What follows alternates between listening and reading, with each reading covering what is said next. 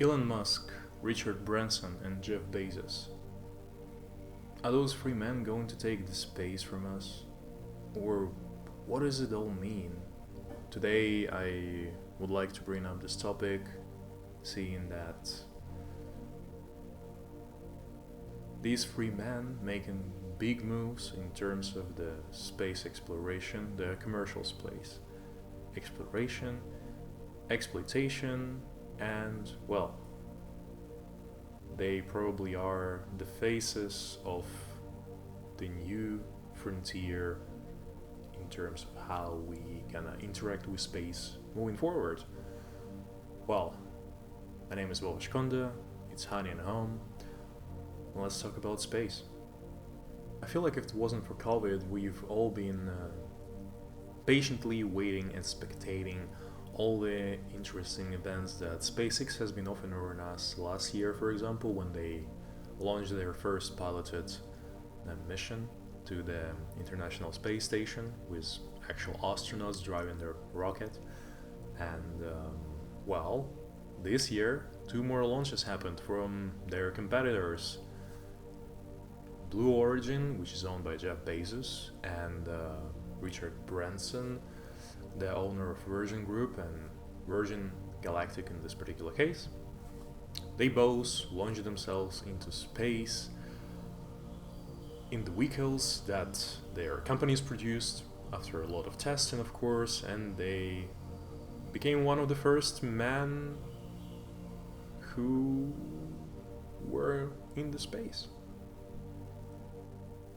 And you know, this whole particular situation was already a bit funny, seeing that both companies were still trying to compete with each other, having this kind of beef on social medias and press covers saying that, hey, Virgin actually is not going to fly into actual space because they're not going to cross the carbon line, while Blue Origin is exactly going to do that, so we probably shouldn't even count this. And well, I guess Blue Origin in this particular case sounds like a pity losers, because I feel like in June Jeff Bezos announced that he wanted to fly into the space and their new Shepard Galactic spaceship. What a weird way to say about actually something that is not related to science fiction, but actually existing thing, right? Maybe I'm the only one feeling weird saying this. But anyhow, so Jeff Bezos announced that he and his brother really wanted to fly in there, and they wanted to take two more passengers.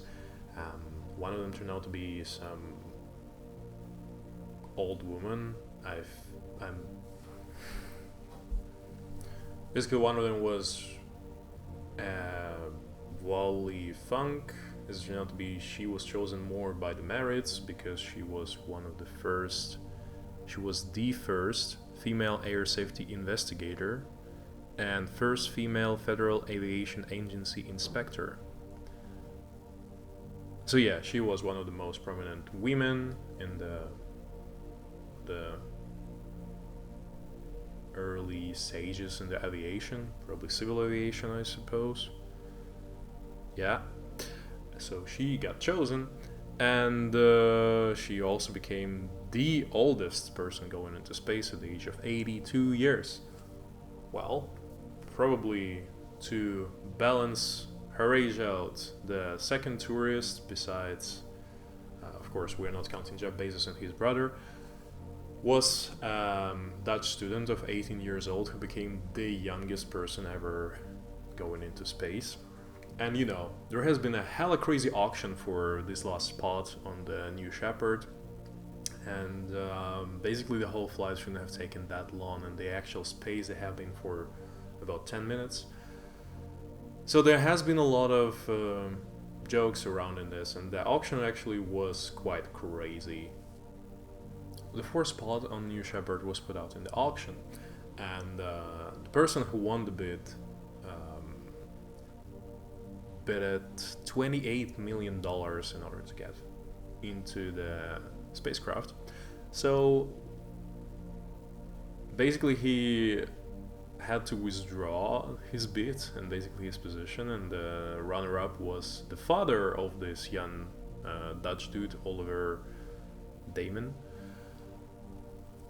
who then just granted his son to go into space. And well, it doesn't seem to be disclosed how much million was the runner-up bid, but I would imagine that it probably wasn't too far away from the region of 28 million, maybe still in the 20s for sure.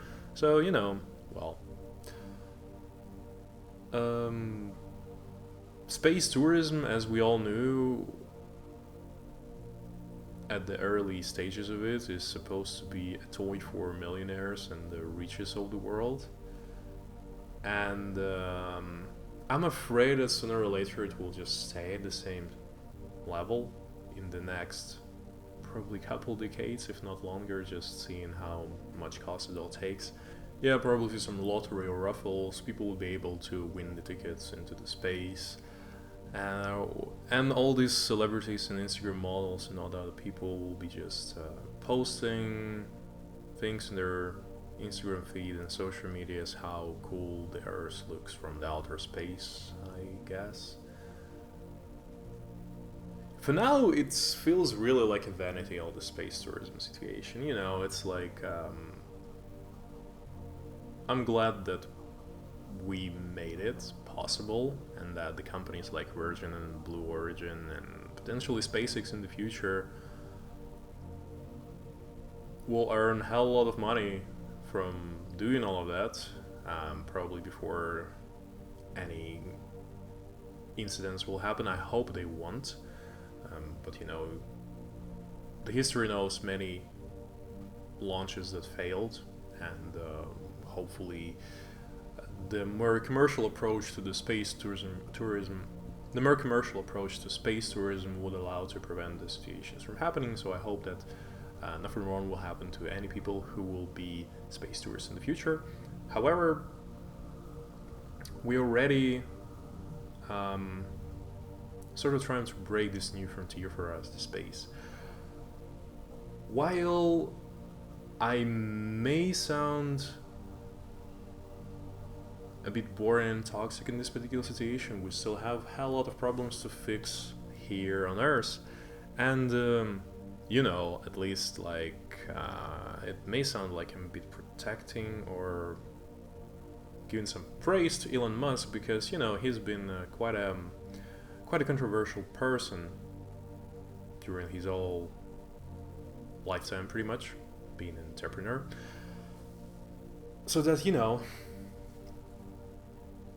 the mission of SpaceX is at least proclaimed to be to make it possible for people to one day live on Mars. And you know, actually all these three companies were founded in around the same time frame. So Blue Origin actually turned out to be the oldest companies out of those three, which was founded in 2000. And then it was SpaceX in 2002 and Virgin Galactic 2004. So, to my surprise, I was thinking that these companies were actually founded in the 2010s and not early 2000s.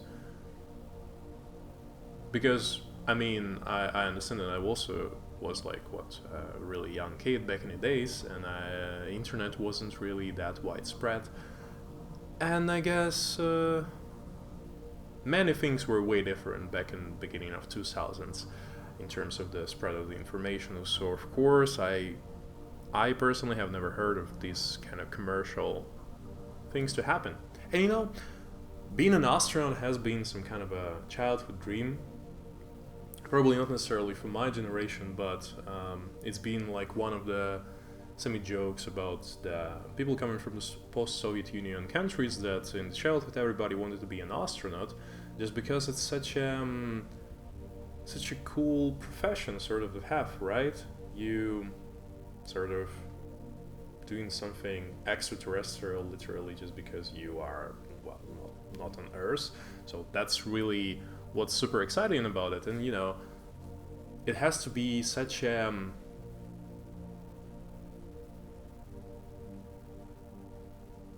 exclusive society, sort of, for all those astronauts and those people who were conquering space.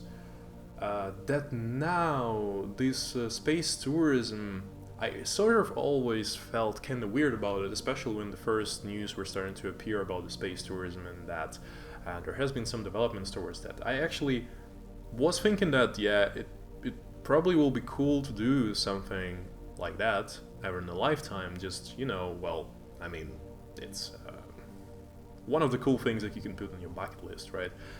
To see an Earth from outer space, make a fun selfie with an astronaut, or that you like holding Earth on your hand, like sometimes you do with the sun. Now you can do it with the Earth. How cool is that? Well, most of the people already hold the sun, but how many did hold Earth? Well, I don't think that many. So you could be one of the pioneers in terms of the Earth holding photographies. Why am I beating the dead horse with this joke? It's not that funny. Anyhow, so back in the days, because it was such a new thing, I feel like there was much more romanticism to pursue this kind of career, because only few people were able to go for this, and there were a lot of house requirements, a lot of trainings, and clearly the technology wasn't as advanced as it is now. While, Richard Branson, who's probably in his 70s or late 60s, Jeff Bezos, who's also not the youngest man, they can easily just go out in their space and it's still all fine, just because, that technology made it all possible. So that's what feels a bit less enticing for me. And it's like, and this 82-year-old woman who actually made it. In the Blue Origin crew. So what kind of feels weird for me now is that space used to be super exclusive society, kinda. Well, the people who were going into space, right, they were really few, hundreds, if not less, maybe couple hundred max people who went into space. I'm not really sure about that. And those were usually the real professionals. So what worries me now, and I've seen like the stats, is that the commercial programs for space are exponentially growing, which I feel like we have been talking so much about pollution here on Earth. We sort of starting to forget, and sometimes we hear it every now and then, how polluted the area surrounding Earth as well. Well, basically I think it's not exosphere, but thermosphere, something like this, where usually we launch all the satellites, and the ones that we launched a long time ago and they're not active anymore, well, if they were not sort of heavy enough, or the direction with which they were going around the orbit of the Earth didn't change, and they didn't burn in the atmosphere of Earth when the gravity was sort of pulling them into the Earth's surface, or they just also dropped somewhere, if it didn't happen, they will just eternally rotating around the orbit of the Earth. Well, the whole thing is that they're now becoming so much garbage and trash, is that we sort of will be having a garbage layer also surrounding besides the ozone layer. And that's suddenly becoming such a huge issue as well, besides all the other environmental problems we already experiencing. And I feel like we all became victims of global warming, and well, around the world we're seeing how much crazy stuff is happening with all the forests burning, the nature is burning, wildlife is just dying out, people are dying, and it's hard not to admit that, well, something is changing and we should act soon, like with the floods in Germany, Netherlands, Belgium. the floods as well happened in Ukraine, Russia. The other things happened around the world. We're really clearly getting all the signals that something is not okay, and it may sound too pro-environmentalist or ecologic, but you know, it really makes you think that there is something happening and there is something that we all should do about. While going into the space for fun, clearly, at this point, is not the answer. And I totally understand, like, if you're being a billionaire, the wealthiest person on Earth, you can do whatever you want with your money. Like, nobody's really judging about that. I do feel like Jeff Bezos in his particular situation, and I feel like a lot of people just hating on him because he doesn't seem to be the most charming person by his character and by his behavior and the words he's saying.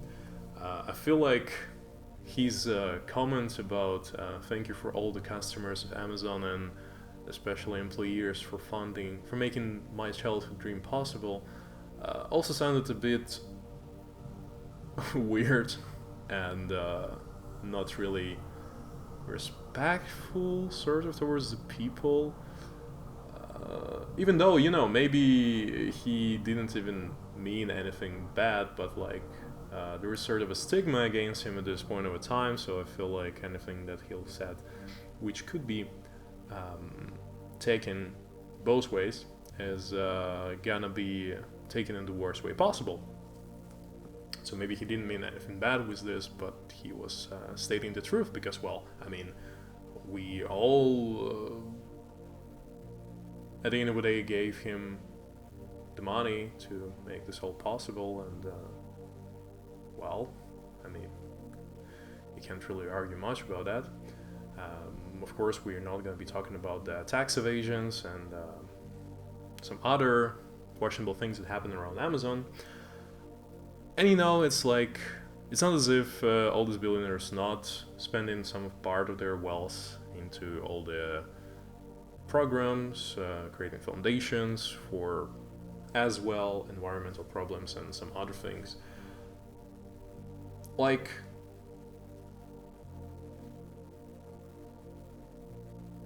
it's been said a lot that the amount of wealth that like top 10 wealthiest people in the world have will be able to cover the expenses to finally defeat the world hunger, and as well to do all the great things for all other problems for the humanity. While, you know, it's either not really being done much about that, but rather these people are following their dreams. I mean, I guess we all sort of trying to follow our dreams, right? We try to do whatever, and space in this particular situation for at least two of these men were kind of known as their dreams, and I suppose everybody at some point of time was kind of thinking of that would be a cool stunt to go to space, right? So I suppose Richard Branson also kind of like that, and they're all being entrepreneurs, and they just feel looking for new ways to earn money, and space still were seeming to be like a blue ocean, that there is a lot of opportunity and plenty of fish to catch. However, while it sounds a cool and enticing thing to pursue, it does feel like it will create much more problems, and it's sort of grating. Like, as I already kind of mentioned, the ever-growing number of commercial programs with launches into space keep on polluting our Earth's surroundings and make it even more possible for us to create more and more programs. So like, some people sort of saying that we'll be locked within our planet if we wouldn't really do something about it and try to probably clean our thermosphere from garbage somehow. I mean, probably easier said than done. So, as usually with most of the things. But,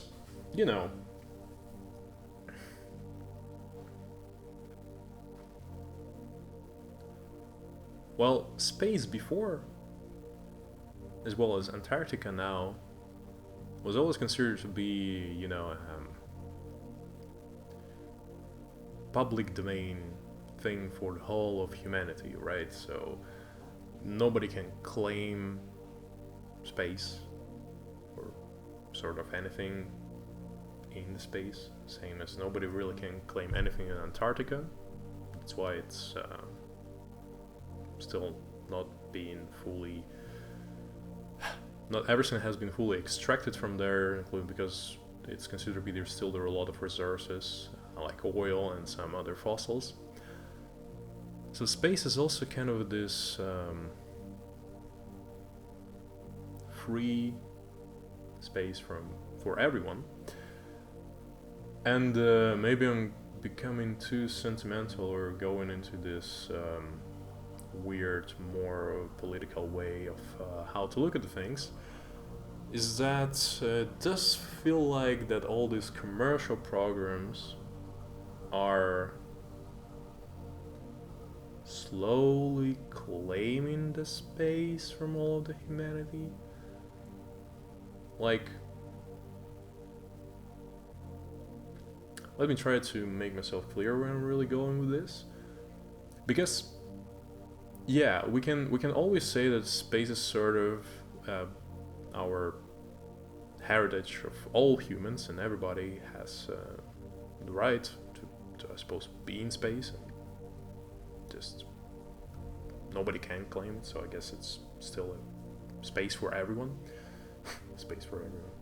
Well, what's happening now is that billionaires, or other wealthy people, millionaires as well, multimillionaires, they are now becoming the exclusive society that is able to go and claim their right for space to be there, right? Before it was only scientists, astronauts. They've been doing some researches out there in space for our combined public good, for the whole of the humanity. While now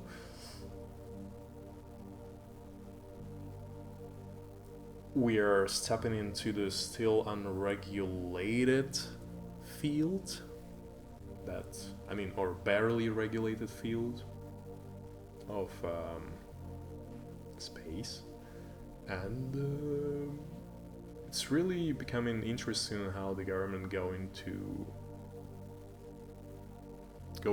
adapt to this, because it's already have been seen that governments are kind of slow to react to a lot of things. One of those things, for example, were all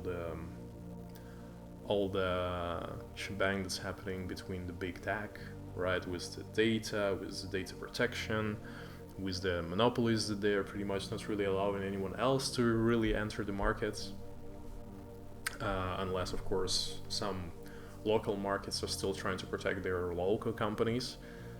For example, it happened in Russia with Yandex and Google, where Yandex is sort of the Google of Russia and trying to be the Google of Commonwealth of Independent States, so like former USSR countries. While, it's it still feels like a bit of an unfortunate route, or is it? Because these big tech companies, they do provide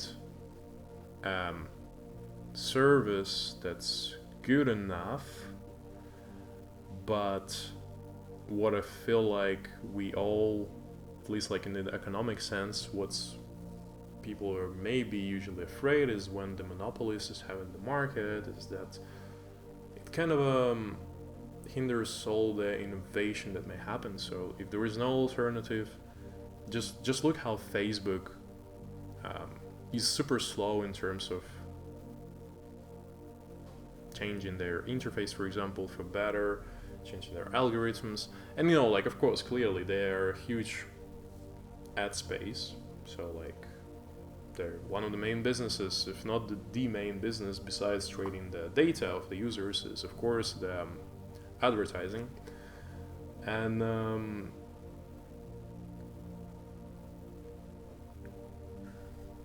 the products that Facebook themselves made are just also not really that good, while do you really have more options to like still stay in touch with other people?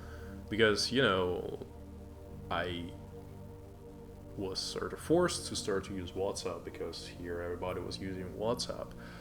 I chose, of course, to use Instagram because I liked the platform from the very beginning, and now it's becoming much more integrated with the Facebook, the platform that I used only in order to get bonuses in some of the games when I was a kid.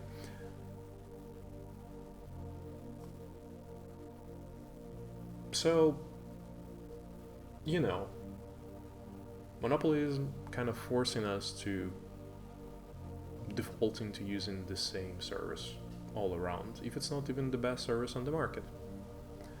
And that's what worries that in terms of space, maybe I'm already went too far from space topic, the one I wanted really to cover today, with my thoughts around it, is that it really kind of feels that you kind of being trapped, sort of, within all these big ecosystems of huge companies. Is that now you at least for now, maybe the things are gonna change, like you have to be on Facebook, WhatsApp, Instagram, you have to most of the times go for Apple product, because still, I mean, most of the manufacturers already caught up before it really was the good product. And you see, I'm kind of bounded to keep on using Apple. You would go for Amazon to buy some stuff just because it's cheap and could be delivered super fast. And you would go to Google to search anything just because if you have an Android, by default, all the apps you're using are Google. If you're using Apple, by default, all the apps you're using are Apple. It's like you sort of already enter in the ecosystem where you just wouldn't really decide to switch unless you really, really want to, because these are all products that are similar between each other, and probably the difference between them is marginal, or maybe not sometimes. It really depends on your needs. Anyhow, I don't know where I'm actually going with all of this. So what I feel like is that this new frontier we are breaking with space is both exciting but also worrying in the way how we are doing this. And I hope that there will be enough sense in the mind of the people who are now controlling the commercial side of the space and space traveling. Damn, I still cannot believe I'm saying that, not referring to any game or book or film, but yeah, space traveling, tourism, because I mean, is it traveling really?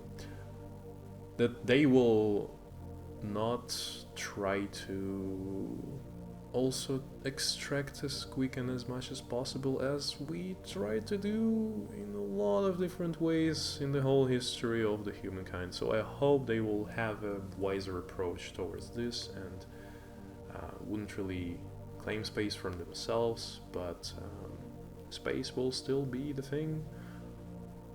We'll all be dreaming, looking into the starry night sky, thinking of the potential new worlds that probably somewhere in our galaxy or in the other galaxies far, far away. And probably still living the dream that one day one of you, or even me, could go out there and be able to see the whole beauty of our planet without a layer of garbage surrounding it, and it will be a safe flight without any consequences, and potentially it will be the flight towards Mars when it's already been colonized. Well, thank you everybody for listening. It's been a fun topic to think about. Maybe I sidetracked a lot, but it's podcasts, I guess. It's usually not really being plotted, so I really felt like talking anything that popped into my mind regarding all of that. Well, thank you very much for listening, and bye.